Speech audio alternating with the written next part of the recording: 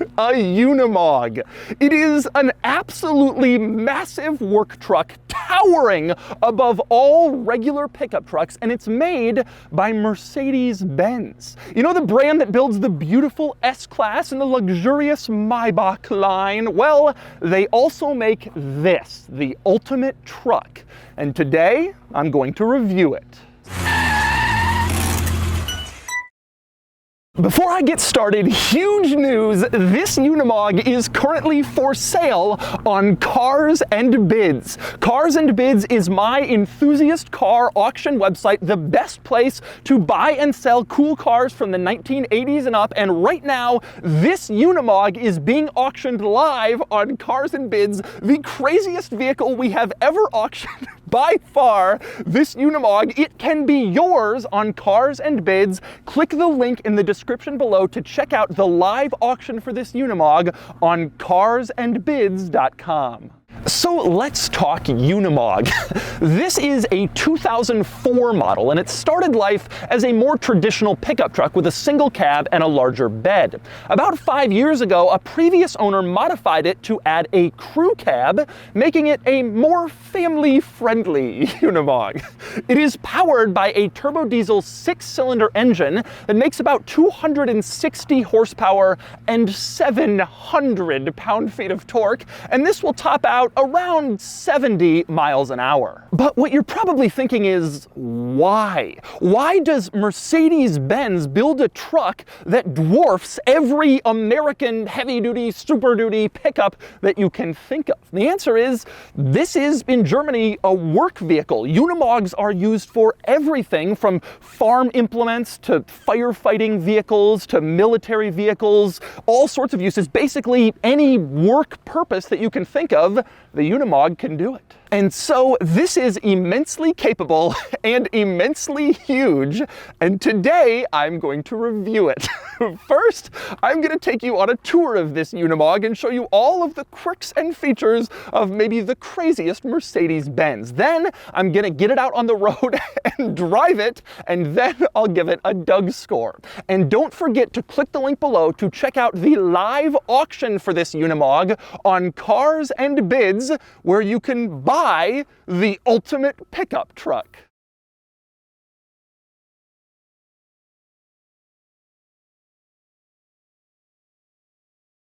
All right, I'm going to start the quirks and features of this Unimog by getting in. That means we have to talk size. This is massive. I am over 6 feet tall, and the Unimog dwarfs me. It is massively huger than I am. Absolutely a gigantic vehicle, truly earning its title of ultimate pickup truck, at least in this configuration. It is huge, and I say that as someone used to huge pickup trucks here in the US. But anyway, then you go to get inside, and before I do that, I want to show you the key. Look at this. This is just a standard Mercedes-Benz key from this era, like the late 90s, early 2000s. I had this key on an E-Class that I owned long ago, and now I'm going to be using it to start up this massive behemoth vehicle. Same deal with the door handles. These are just regular Mercedes-Benz, like commercial grade door handles, like what you'd see on a Sprinter or other commercial vans, and here they are on the Unimog. Now, they're mounted incredibly low on the door for obvious reasons. If you put the door handles in the normal spot, you'd be reaching way up to get to them. So they're mounted down here, so you can easily grab the door handle and open the door to begin your Unimog experience. But anyway, next we climb into the Unimog, and yes, this is as high as my camera goes, and I guess I'll just have to make this angle work. But anyway, next you're in the Unimog, and even though the door handle and the key are relatively normal Mercedes-Benz, nothing else in here is even remotely normal. That becomes clear the moment you look around. You'll notice there's a button with a rabbit and a donkey on it. And that's when you know it's just not going to be a regular experience in this vehicle if you haven't already figured that out. But anyway, I want to start with the door panel. Now, on the door panel, first thing you notice, you have two large windows. You have this front window that basically goes floor to ceiling in order to make sure you don't have any front blind spot when you're sitting in the seats. You have that driver passenger side, this large window. Now, behind that, you have a fairly traditional normal window as well, so there's two windows in each front door. Now, if you want to open the door from the inside, you have this red plastic automatic latch. You pull it, that's your door latch. It opens the door, and then you push and get out just like a normal door. Next up, another interesting item in the door panel, you have a giant circle in the middle of the door panel, and in the center of that, you have a hole. That is for the window crank to manually roll down the windows. But this is a luxury Unimog, and it does not have crank windows. It has power windows, and so you don't need it. So there's just a giant hole there, reminding you that you spent more money to get the better Unimog with the luxury touches. Now, the other thing you also see in that door panel, you can see cup holders. There are 2 cup holders in each door panel. I guess the theory here is you're out in the fields plowing with your Unimog or whatever. You might not have access to water, drinks for a long time, so you want a lot of places to put drinks while you're using your Unimog for work purposes. And next up, I want to go back to the windows for a second, because when you climb in here, one of the first things that hits you is just how massive the windows are. You have those 2 on the door panel that I already showed you for maximum visibility, but the windshield is just enormous in this vehicle. Absolutely huge. You can see everywhere and everything in front of you to all sides. You really do have fantastic front and side visibility in the Unimog. And of course, you're sitting so high up, you can see above and past everything too. Now, one interesting thing with the windshield is the wipers. This is their standard configuration when they're resting. You have one down in the center and one up over on the passenger side. That's normal. When you turn on the wipers, this is how they operate on the windshield. They sort of go one after the other. The left one wipes the area in front of the driver, and the right one in front of the passenger like normal. It's just that their configuration or their resting spot is rather strange. Now, speaking of that windshield wiper stalk to the left of the steering column, it's relatively normal. You use it to turn on the wipers, to flash the high beams, to put on the turn signals. Nothing too strange about that, except that at the end of the stalk, you push it, and that's where your horn is located. Now, that was a pretty common thing for old trucks and old vehicles in general, but the funny part is how the horn sounds in the Unimog. Take a listen. Ah, yes, the mighty Unimog and its laughable pipsqueak horn. So stupid. It's not like Mercedes didn't have other horns they could have used, but they didn't, and so that's all you have. Anyway, next up, moving to the stalk coming off the other side of the steering column. Surprisingly, this is cruise control. This thing has a cruise control system. Like I said, it is a luxury Unimog. You can turn that on and cruise at massive speeds, like 30 miles an hour. Now, this is so luxurious that in the center, you can see you even have climate control with air conditioning. This little button in the bottom right with the snowflake, you push that and it turns on the air conditioning system, which is a nice feature in such a commercial grade vehicle like this. Although one thing I do find kind of funny is the temperature adjustment dial. There are like 12 settings of heat and only 1 setting of cold. So they figure you're gonna want to be warmed a lot more than you're going to want to be cooled when you're driving the Unimog. Not quite sure why that is, but it's kind of a funny thing. But anyway, our next quirk in here, above the windshield, you have sun visors, of course, and you have 3 of them. One for the driver's side, one for the passenger side, one for the middle. 3 sun visors in your Unimog. Which is fantastic. Although it actually makes sense when you think about it, because in here there are 3 seats. You have 3 front seats, 2 passenger seats, and then 1 driver seat in the front of this Unimog. So 3 across seating, kind of like the front bench seat in a pickup truck, frankly, although you still have a center console in here in addition to 3 seats. That's just how massive this is. But you also have the 3 sun visors to go along with it. Now, next up, speaking of the seats, one interesting thing with the driver's seat is that it has sort of its own suspension system. You can see this like accordion style piece under the seat that goes up and down to provide you with a comfortable ride based on your weight. So you can see if I lift myself up a little bit from the seat actually rises up to try to stay in its neutral position. If I sit back down, the seat goes down with me. And then when you go over bumps, the seat will also go up or down to kind of make it more comfortable in here, sort of adding a second suspension system to the vehicle's already existing suspension for a more comfortable drive. But anyway, next we move on to some of the very craziest stuff in this Unimog, and some of that is in this center console. You have this big panel of switches sort of randomly arranged. There are blanks and switches in no discernible order. Now, some of these are pretty obvious what they do. For instance, this is the power window switch. Like I showed you earlier, it says power windows. You push that up or down, driver passenger side, to roll the windows up or down. You also have the hazard light switch in here, which makes sense. And then this dial on the top is your differential locker, and you can see you have 3 different choices: your center differential, or center and rear, gear, or you can lock all 3 diffs at once, which makes this a pretty capable off-road ready vehicle. Not too many cars have a triple locking differential. Now, as for the other buttons, I am guessing with a few of them, and then there are some that I have no idea. The button with the rabbit and the donkey, I assume, relates to gearing and hauling. If you press the rabbit, you're probably unloaded, you want to go fast, and maybe that changes something with the gearing. If you press the donkey, you're probably loaded with stuff, and then maybe the car changes its powertrain to match your load. I would assume that's what that does. Next, this switch on the bottom, you can see a little circle and then an arrow pointing up, and then at the bottom a little circle and an arrow pointing down. This, I think, is for the central tire inflation system. This vehicle has air lines running to each tire, and so you can add air or deflate the tires automatically using this button without ever getting out of the vehicle. Now, if you go off-roading, you'll know this is really important. You typically have to deflate your tires, so if you go over rocks, you don't get a flat tire. But sitting out there and deflating each tire takes forever. This thing does it automatically with this switch. You just press, and then it's deflated. You press again, and then it's inflated. When you're done off-roading, you're ready to drive on pavement. That is an amazing feature not too many vehicles have. Now, another switch on here is marked ABS off-road, and then below that, off-road is crossed out. I assume this changes the characteristics of the anti-lock braking system, whether you're on or off-road. Maybe you don't want that feature to be active if you're off-roading for various reasons, so you can disable it. The rest of this stuff, I really have no clue. In the upper right, you have a start-stop switch. I assume that's sort of the master power switch. But then you have this like light with a beacon on it. I pressed it, nothing happened.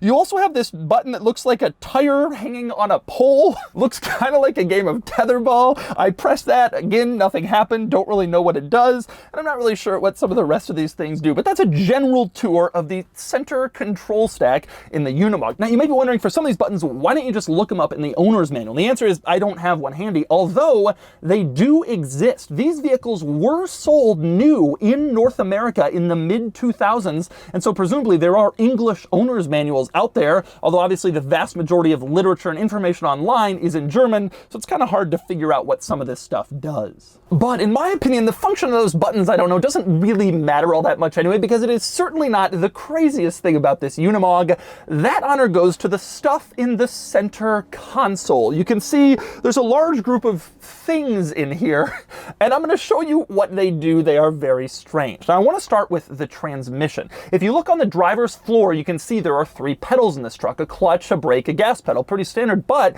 you look in the middle and you see there's no manual gear lever. You do have a joystick here, which I will get to momentarily, but that is not the gear lever. The only transmission looking thing you have is this little lever, and that is indeed your gear lever. This vehicle has a pre-selector transmission, and what that means is while you're driving along, you pre-select the next gear, and then the vehicle will shift into it. Here's how it works in practice. When you start the Unimog, you are in neutral. In order to get it in gear, you push the clutch down and then push this lever forward, and you have engaged second. The truck always starts in second because first gear is a crawler gear for towing or pulling. But anyway, you engage second, and then you let off the clutch, and the truck begins rolling, and then you get on the accelerator and you drive like normal until you need to upshift, and then you press the gear selector forward again, and you can see third gear is now blinking in the screen. Then you push the clutch in again, third gear is engaged, and then you continue on. To shift into fourth, same deal. Push the selector forward, fourth gear starts blinking, letting you know the truck is ready to shift into fourth. Then you press the clutch, it shifts into fourth, and then you continue going. Now, this is an outdated transmission. Older vehicles used it as an improvement on a traditional manual because you didn't have to master shifting gears and pushing in the clutch at the same time, since the vehicle would pre-select the next gear and shift when you pushed in the clutch. You didn't have to do the handwork and the footwork, but obviously it was replaced by the automatic transmission, which makes it a lot easier, but the Unimog doesn't have that. Now, you may be wondering, how do you shift back into neutral? All you got to do is push the little button at the end of the gear selector, and then the truck goes back into neutral, which you do if you want to park it or if you're coming up to a stoplight. As for reverse, when you're stopped, you pull the gear lever down, that engages reverse, and then it's just like second. You let off the clutch and the truck starts going backwards. Relatively simple. It takes a little getting used to. Now, it is worth noting one big benefit of this transmission is it can't miss a shift like you could in a traditional manual. It won't do that. There are controls that that prevent it from shifting if the engine speed isn't correct. So if you pre-select the next gear and your engine speed then drops and it's not ready to shift into it, it will click at you to let you know, no, I can't shift yet, sorry, and so you can't do any damage to the transmission, which is another benefit over a regular manual. Now, since I'm talking transmission, I also want to discuss the gauge cluster, and I'm going to start with the tachometer, which has some helpful hints that make it easier to figure out when to shift. Now, for one thing, this tachometer, you can see the red line is like 2,600 RPM. That is not something you see in most manual vehicles, but with a diesel engine like this, it's relatively common, especially in commercial work vehicles. But the interesting thing is the colors right below the tachometer. You can see this top band of green. That is when you're supposed to pre-select the next gear. Next to that, you have yellow. That's when you're supposed to push in the clutch and actually shift into the next gear in order to engage it. And if you go by your tachometer colors, you will do a pretty good job of driving this vehicle, even with its rather strange pre-selector transmission. Now, two other notable things in this gauge cluster. For one, the speedometer on the left only goes up to 75 miles an hour. That's all you're gonna need. That's about the top speed of this truck. It does not go very fast. Next up, over on the right of the gauge cluster, there are two gauges that show PSI measuring air pressure. Those are for your air brakes. This truck doesn't have traditional brakes. Instead, like most commercial vehicles, it has air brakes, and those gauges let you know your air pressure in your air brakes so you can make sure that your air brakes are working before you set off on your journeys. But anyway, our next interesting item in the center console, you can see there's a yellow diamond and a red octagon.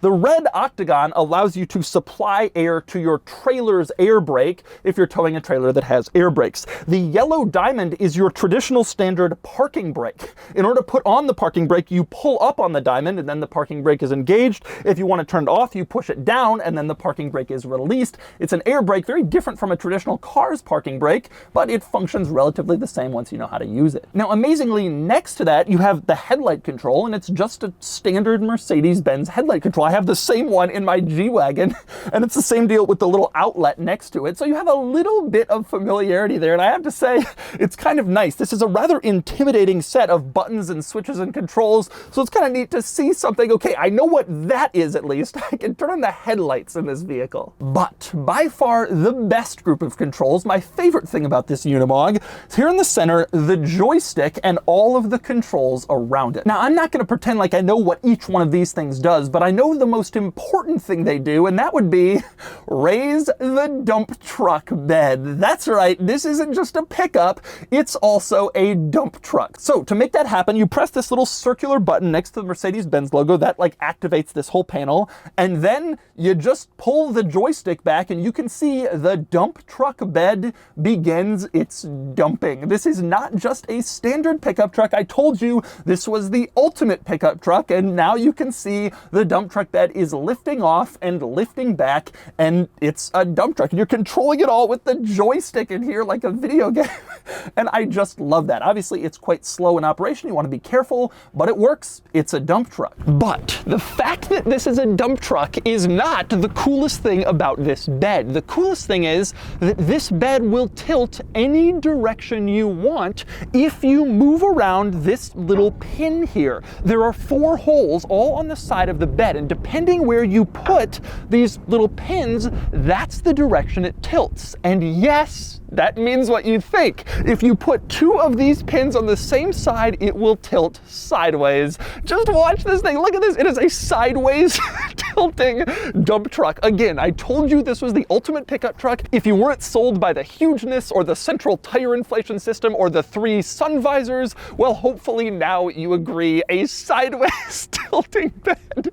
This is just about one of the coolest things I've ever seen, and frankly, one of the most ridiculous, totally unreal. But the bed does a lot more than just tilt, and also tilt to the side. It can also carry stuff like a normal pickup truck bed, but then that presents a bit of a problem, because if you're carrying stuff around in the back of your Unimog, how do you access it? Like, how do you get your stuff out of the bed in this vehicle? Fortunately, there's a little bit of a solution for that. The tailgate goes down, of course. You just pull these little pins on the side, and then you can drop the tailgate.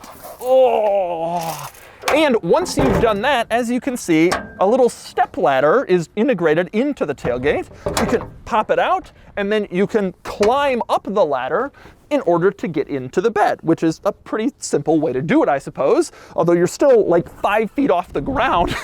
So it makes it a little bit challenging. But next up, our next interesting item with the bed, it's not just the tailgate that can go down. You also have latches on the side of the bed, and if you pull those, well, then the side of the bed can go down too. And the benefit here is obvious. You now have a flat bed. You put down the other side and you have a complete flat bed in case you want to carry something that would require a flatbed. Now, this particular Unimog has a tire mounted back here on this giant custom spare tire mount. This tire is huge. The tires in this truck are unbelievably large, monster truck, commercial grade vehicle tires. And the idea of getting this tire down is kind of funny. If you had a flat tire and somehow you were able to get the tire off the vehicle on the side of the road to change your tire, then you'd still be stuck because there's no way you're getting this massive, heavy, enormous tire out of this bed, which is like 5 feet up. I mean, it would just be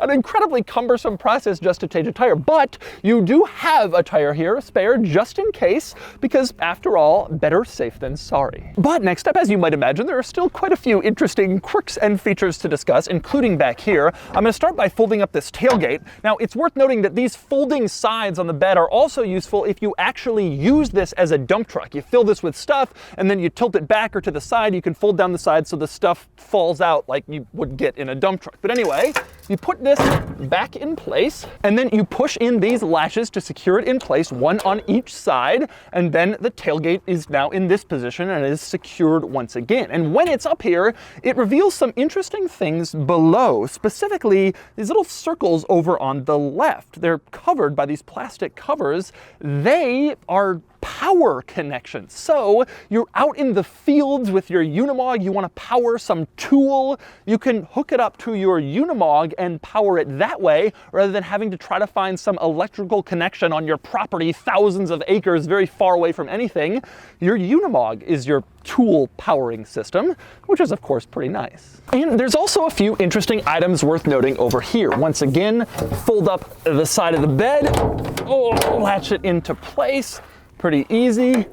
And again, it reveals some interesting items, specifically the wheel. And I mention the wheel because it has an air line hooked into it. You can see right here, this little line is part of the central tire inflation system that I showed you earlier, where you can add air or remove air by pushing a button in the interior rather than having to sit out here and lower the air manually. Now, this back right wheel actually doesn't have the air line. They told me it's the only one where the CTIS system isn't functioning, that line isn't hooked up, but otherwise it has it, so you can air up and air down for off-roading adventures. Now, the other interesting thing back here, right here, this is the fuel tank. Absolutely massive diesel fuel tank, 60 gallons it will take, which is an unbelievable amount, a massive amount of fuel in this vehicle. It'll be very expensive to fill it, of course. And you have this giant fuel tank right here, so you can fill it up and drive and drive and drive in your Unimog. Now, next up, two other things I want to cover in this area before I move into the back seat and show you what's back there. One is the ground clearance, which you can see is pretty exceptional because, well, frankly, I'm under here and I'm pretty comfortable. I could lie down here, sleep, read for a little while. There's a lot of space. And the reason for that is this has portal axles, meaning the axles are not mounted directly into the center of the wheel and tire, but instead they're higher up. They use a system of gears that allow them to sit like 6 inches or even a foot higher, and that provides for better ground clearance. And it's a pretty impressive thing. You can see the axle actually meeting the wheel higher than the center. It's strange to see, but some serious off-roader vehicles have this, like Hummers and the 4x4 squared Mercedes G-Wagon, and of course the Unimog would have it as well. And next up, just something I find personally amusing. This vehicle is registered here in the great state of Massachusetts. You can see it is a beautiful day on the Cape. And this car has the Protect and Serve license plate to honor law enforcement officers. Now, there are two types of people who get this license plate. 10% are actual law enforcement officers. 90% are people with BMW M4s who want to avoid getting a ticket, and they think this license plate will help them. But it's kind of funny to see it on the Unimog because there is absolutely no way to get a speeding ticket in one of these. But maybe the owner was hoping for a different kind of police officer leniency. He was hoping an officer would give him a break if he saw that license plate and spotted the owner driving through a public park or over a housing development. But anyway, next I want to show you the back seats. First, let's talk engine access. You may be wondering where the engine is because this thing is pretty flat in the front. And the answer is it's mounted underneath the cab. And in order to access the engine, you have to tilt the entire cab forward, front and back.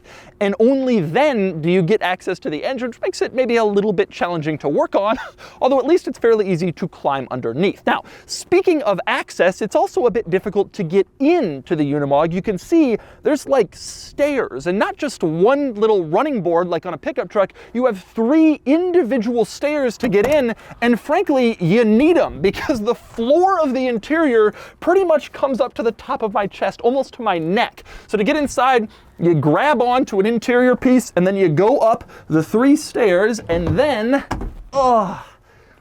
you're sitting in back. So let's talk back seat. The first thing you notice when you get in here is, well, not all that much, actually. The back seat is pretty sparse. I told you this was a luxury Unimog, but it's not a very luxury Unimog. Such a thing doesn't really exist. It's ultimately still a heavy-duty commercial vehicle. You should feel lucky that you have a back seat at all. And in fact, this Unimog wasn't built this way. Like I mentioned, it started its life as a single cab vehicle with only the first row of seats. The second row and the rear doors, they were added later, which is pretty common with Unimogs. A lot of times they're changed and reconfigured for whatever purpose the owner needs, as a tow vehicle or a fire truck or a military vehicle, whatever. So it's pretty common to add, remove, subtract things on top, and this one is a crew cab pickup. But anyway, like I said, not much in these back seats, although there are a few interesting quirks. For one thing, 4 seats back here, just all next to each other. So you have 3 seats in the front, 4 in the back. This is a 7-seater in only 2 rows of seats. You won't find that very commonly. But even though there are 4 rear seats back here, they're not exactly the most comfortable rear seats. For one thing,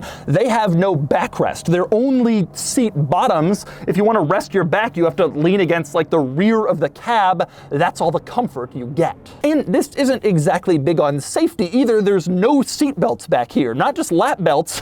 There's nothing. 0 seat belts for the rear seats. So you're sort of just along for the ride, and you have to hope nothing happens. Although you can share your concerns with the driver because there's a window between the front cab and the rear cab, and you can slide it open and talk to the driver. This is not just one large passenger compartment, it's 2 different cabs, front and rear, with one giant sliding window between them. Now, interestingly, there is no window behind the rear seats, none at all, so you can't see behind you in this vehicle out of a back window anyway. And in fact, if you're in the front and you look on the front window, there's a little X for where the rear view mirror is supposed to be, but it isn't there. There's no point really since there's no rear window. I'm not sure why they didn't put in a back window considering they did put in a sliding window between the front and rear seats, but hey, that's the Unimog, Quirks Central. Now, interestingly, one luxury touch back here, you have 2 different types of interior lights in the back. You have sort of a general overall rear ambient light, and then you have a more focused reading light, so you can turn that on if you want to read the New York Times while you're being chauffeured around in your Unimog. Good to see they have a reading light. One thing you don't have back here is power windows. You have crank windows in the back. You gotta just roll it up and down manually yourself. Power windows in the front, crank windows in the back. That means the Unimog is only the 2nd car I've reviewed that has that feature after the Dodge Neon SRT4. And that is the only thing they have in common. And finally, I want to move on to the front of this Unimog to go over a few interesting quirks up here. For one thing, this color is not your standard like commercial vehicle white or black. Instead, this is Mercedes-Benz Designo Platinum, a high-end color to match the luxury Unimog, sort of. It's very cool looking, this color, very striking, and it certainly does look more upscale than a normal, boring, traditional color. Now, a few interesting items worth noting in the front. One is the placement of of the headlights. You can see they're all the way down here. Even though this vehicle is so massive, the headlights are very low. And I think the theory there is you keep the headlights low like where a car's headlights would be so you don't blind car drivers when you're driving along. If the headlights were up here, it would be right in the rear view mirrors of cars. So they mount the headlights lower to sort of even it out and make it more compliant on regular roads. One other interesting thing up here is you can see you have the same hookups in front for electrical power as you did in the back. Over on the side, you can see 4 different outlets basically where you can stick power, and then you can power your tools. Again, use your Unimog as a power source if you're on your big property and you don't have access to any real electricity. Now, the other thing here worth mentioning is this vehicle looks ridiculous, absurd, insane. People keep staring at me and coming up to me and saying, "What is this thing?" It is one of the craziest looking vehicles you will ever see operated on the road. And so now I'm going to go drive it. Interestingly, you don't need a commercial driver's license for this. It's not quite large or heavy enough. And so I can just go drive it around like normal, which seems insane, but I'm not gonna turn that down. It is time to go drive the Unimog. Let's do it. All right, driving the Unimog. I've engaged second. I am moving this massive, ridiculous vehicle, slowly but surely. First thing you realize when you sit in here, total behemoth, unbelievably sized for the road, just insane. And the visibility is amazing. It's like you're in a fish tank. I mean, you can see everything on the planet in front of you, and you're sitting so high, you can doubly kind of see everything in front of you. Now, the cool thing here with this transmission, you can't pop the clutch and you can't miss a shift, but it takes a little getting used to. All right, second, and I'm off. And I feel terrible for anybody who's behind me because it's just slow. I can't believe what I'm driving. This is insane. I'm driving a Unimog, a new modern This is crazy. Okay, you gotta remember to shift. Now you hear it clicking. That's because it doesn't like I did something wrong there. What happened was I tried to get the next gear, but my engine speed was too low for it. The thing about this car is you pretty much are always driving at least in 6th gear. 6th gear starts around 20 miles an hour. So you gotta go, and you have to go through the gears sequentially. So you gotta go 1, 2, 3, 4, 5, 6. Now driving this thing around, I mean, it's just terrifying. And I'll tell you one other thing with air brakes, they're not like regular brakes. You gotta know what you're doing a little bit better. And I really don't. Now I gotta tell you, I actually kind of like the driving experience. Once you get into the concept of the pre-selecting gear thing, it starts to make some sense and you start to kind of get into it. If you really mess up on the gear, which happens fairly frequently, it actually shifts you back into neutral. The cool thing is, even though with the clicking sound, it sounds like you've just destroyed the transmission, that's just basically there to tell you, no, you can't go through that gear, sorry, and it's a lockout to prevent it to keep it safe, basically. So you're not messing anything up. Anyway, so let's talk driving experience, moving beyond the gear lever situation. You sit up incredibly high. You're basically at eye level with vehicles like dump trucks and massive, giant, insane commercial vehicles.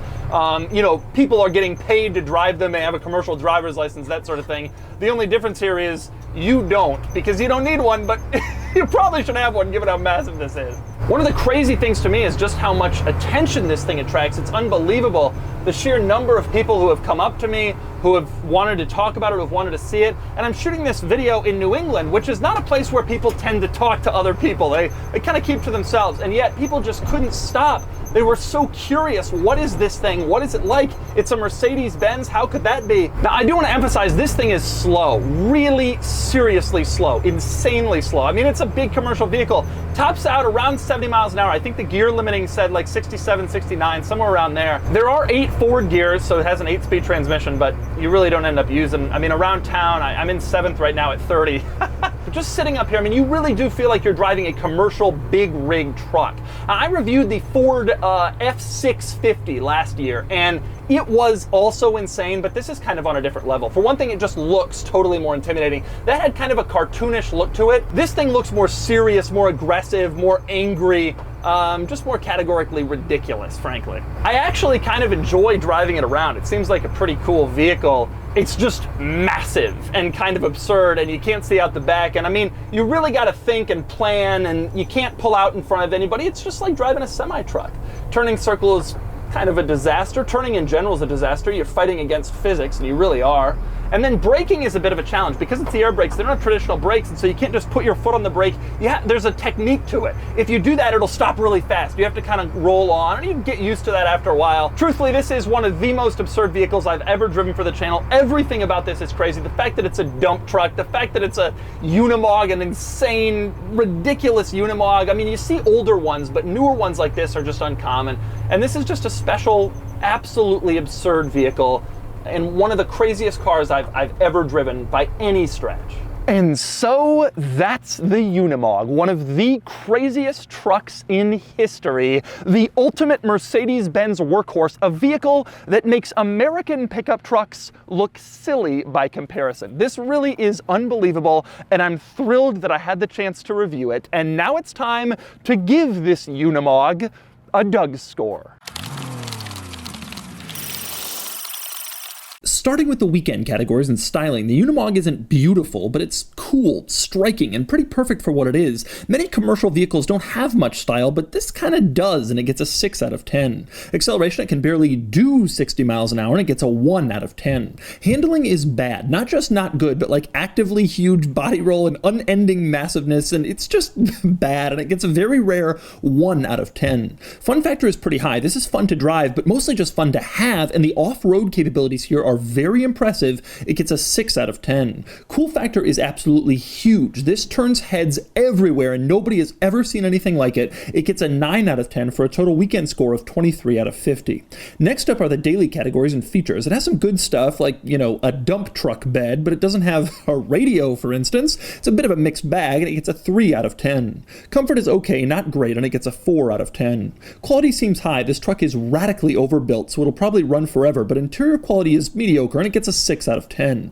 Practicality is low. It seats 7 and it can go anywhere, but actually it can't go anywhere because you can't put it in a garage or park it in a normal space, so it's more impractical than you might think, and it gets a 3 out of 10. Finally, value, and this is going to bring big money on cars and bids, deep into the 6 figures, but it would cost you a lot more to convert a different Unimog yourself with the added crew cab, and plus, what's a few $100,000 for the ultimate pickup truck? It gets a 7 out of 10 for a total daily score of 23 out of 50.